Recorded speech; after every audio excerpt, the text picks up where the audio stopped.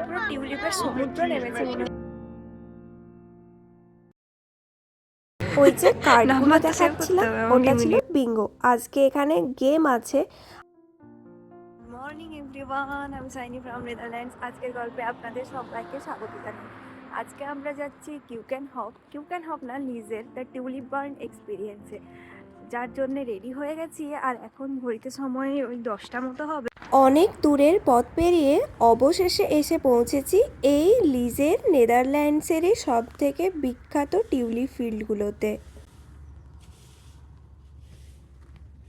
রাস্তায় চোখে পড়লো কিছু অসাধারণ সুন্দর বাড়ি, আর সেই বাড়ি ক্যাপচার না করে পারলাম না।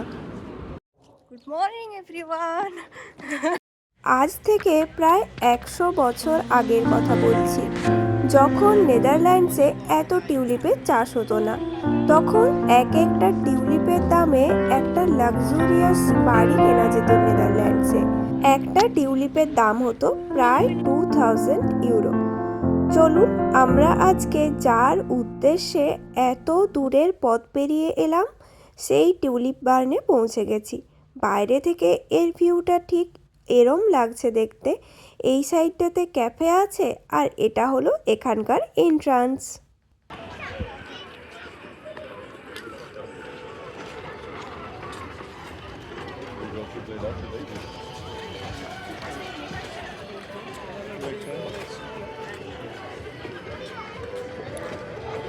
কত মানুষ একসাথে খেলা করছে এখানে। আর টিউলিপ বার্নের ভেতরে যাওয়ার জন্য টিকিট নিতে হবে। এক একজনের পার হেড টিকিট ছিল 8 ইউরো করে, মানে ভারতীয় টাকায় 720 টাকা। আর এই ক্যাফে বসার জায়গা বা দোকান এগুলোতে আপনি আসতেই পারেন আর দোকান থেকে জিনিসপত্র কিনে যেতেই পারেন। অনেকে তো এরম করে, যারা টিউলিপ ফিল্ড দেখতে আসে বা কিউক্যান হপে আসে তারা এই ক্যাফে থেকে কিছু খাবার খেয়ে এই জায়গাটা ঘুরে যান। তবে আজকে আমাদের ইচ্ছে আছে টিউলিপ বার্নের ভেতরে যাওয়ার, আগের দিন এসে যাওয়া হয়নি।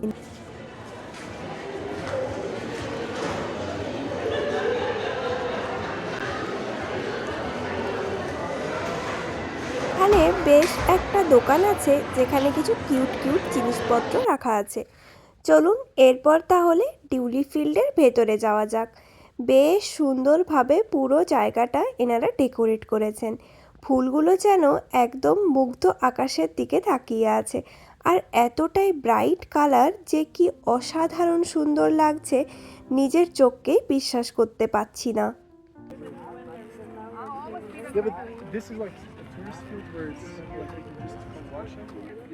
আজকে যেহেতু উইকেন্ড ছিল যার জন্য এখানে বেশ ভিড় রয়েছে। যদি উইকডেজে আসেন তাহলে হয়তো ফাঁকা থাকতে পারে।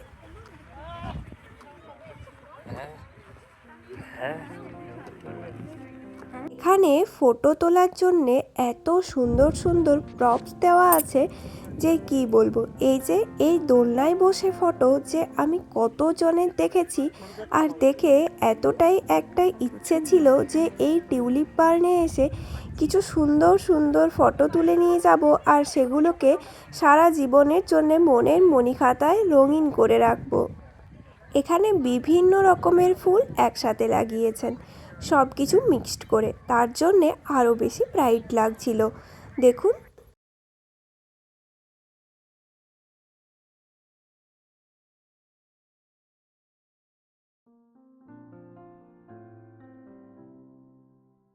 ওইদিকে আয়না রাখা আছে, ওইটা দিয়েও বেশ সুন্দর একটা ফটো আসছিল। আর যাতে এত বড় লম্বা লাইন পড়েছে, আর সবাই তাদের পেটদেরকেও এখানে নিয়ে এসছে। এই টিউলিপ বার্ন পেট ফ্রেন্ডলি, সাথে ড্রোনও অনেক মানুষ ওড়াচ্ছে। তো ড্রোনটা নিয়ে আসলে ভালোই হতো, তবে আবার আনতে ভুলে গেছি। একটা ট্রাক্টর দেখতে পেয়েছি, যদিও এটা সর্ষের ক্ষেত নয়, তবে টিউলিপ ক্ষেতই ঠিক আছে। এখানে একটু ট্রাক্টর চালিয়ে নিই। আমরা এখন টিউলিপ বার্ন এক্সপিরিয়েন্সের কাছে আছি, আর যেখানে প্রচুর প্রচুর প্রচুর লোক। ফুলগুলো যখন হালকা হালকা বাতাস পেয়ে নড়ছে তখন যেন এর রূপ শোভা আরও দ্বিগুণ বেড়ে যাচ্ছে।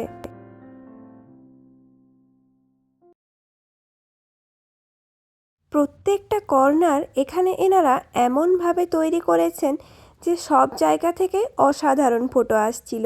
আর এই মাঠের মাঝখানে একটা ঘোড়ার গাড়ি রেখেছে, যেখানে বসে একদম ইনস্টাগ্রাম ফ্রেন্ডলি ফটো আসার জন্যে সত্যি সত্যি বিখ্যাত।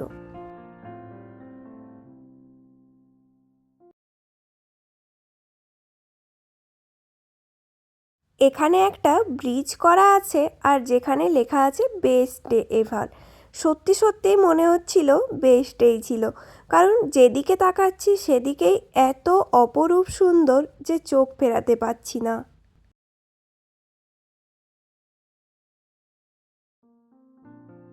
হলুদের সাথে সাদার কম্বিনেশনটা যেন আরও সুন্দরভাবে ফুটে উঠছে। ওখানে একটা গাড়ি রাখা আছে, চলুন তাড়াতাড়ি করে ওইখানে যাই। বাপরে, যা বড় লম্বা লাইন পড়েছে, এটা যখনই যাই আধ ঘন্টা ওয়েটিং লিস্টে থাকতেই হবে।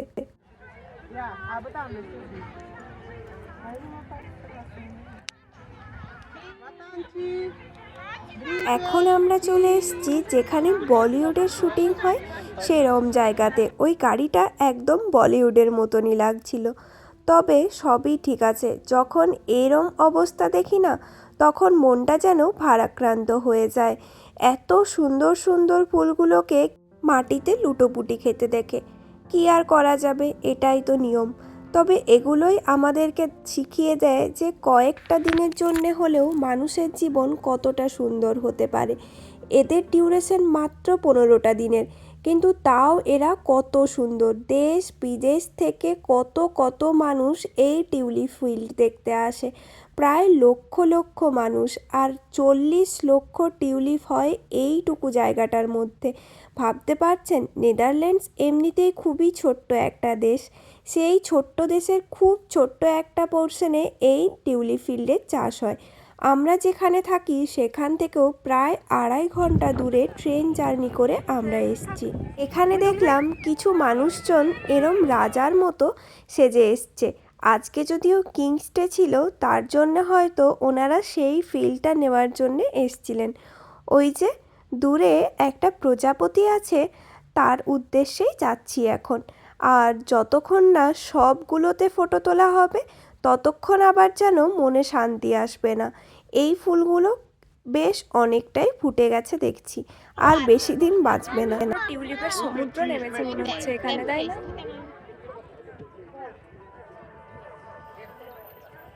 বেশ অনেকক্ষণ টিউলিপ বাগানের মধ্যে কাটালাম। চলুন এরপর একটু সামনের দোকানটাতে যাই আর দেখি খাওয়ার মতো কিছু পাওয়া যায় কি না। এমনিতে এখানে দেখা যাচ্ছে যত দূর ওই কোল্ড ড্রিঙ্কস বা পেস্ট্রি এই টাইপেরই ছিল। তবে একটু ফ্রেঞ্চ ফ্রাই বা পিৎজা বার্গার পেলে মন্দ হয় না এই সময়। ঘড়িতে সময় হয়ে গিয়েছিল 3:30 মতো, আর কিছুক্ষণ থেকেই বেরিয়ে যাব। তবে জায়গাটা খুবই মনোরম আর অতিরিক্ত সুন্দর একটা দিন কাটালাম। এখানে দেখছি বেশ বাইরে কিছু দোকান বসেছে, ওখান থেকেই একটা ফ্রেঞ্চ ফ্রাই নিয়ে নিই। চলুন, ফ্রেঞ্চ ফ্রাই কিন্তু বাইরে ঘুরতে এসে না খেলে যেন কিছু একটা অপূর্ণ থেকে গেল মনে হয়। একটা মিডিয়াম সাইজ নিলাম, যেটার দাম ছিল 4 ইউরো। আর এইদিকে উনি কিছু একটা ডাচ ডেলিকেসির সুইটস বানাচ্ছিল, যেটা দেখতে তো ভালো লাগছিল, তবে সুইটস আবার অতটা পছন্দ করি না বলে খেতে ইচ্ছে করলো না। চলুন, আর এখানে দেখুন কিভাবে আলুগুলো কাটছে এই লোকটা।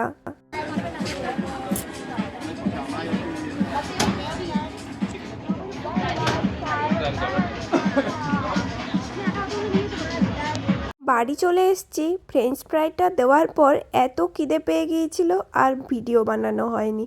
বললাম না আজকে কিংস ডে ছিল, তার জন্যে আমি বেশ সুন্দরভাবে রেডি হয়ে নিয়েছি আর যাচ্ছি নিচে। আজকে আমাদের বিল্ডিংয়ে পার্টি আছে। পার্টি মানেই তো মজা। নাম্বার তো সেভ করতে হবে আমাকে ইমিডিয়েটলি। এটা হলো আমাদের রেস্টুরেন্ট এরিয়া বিল্ডিংয়েরই। আর আমাদেরকে খাওয়ার জন্য দিয়েছে এখন স্ন্যাক্স আর ড্রিঙ্কস। স্ন্যাক্সের মধ্যে আছে আলুর চিপস আর নাটস, ড্রিঙ্কস ছিল লেমনেড। সব বিল্ডিংয়ের সবাই মিলে আজকে পার্টিতে যারা যারা এসছে তাদের সবাইকে স্লিপার্সও দিয়েছে, যেটা হলো বাড়তি পাওনা। আর বিঙ্গো গেমটাতে জিতলে তো এয়ার ফ্রায়ার মাস্ট।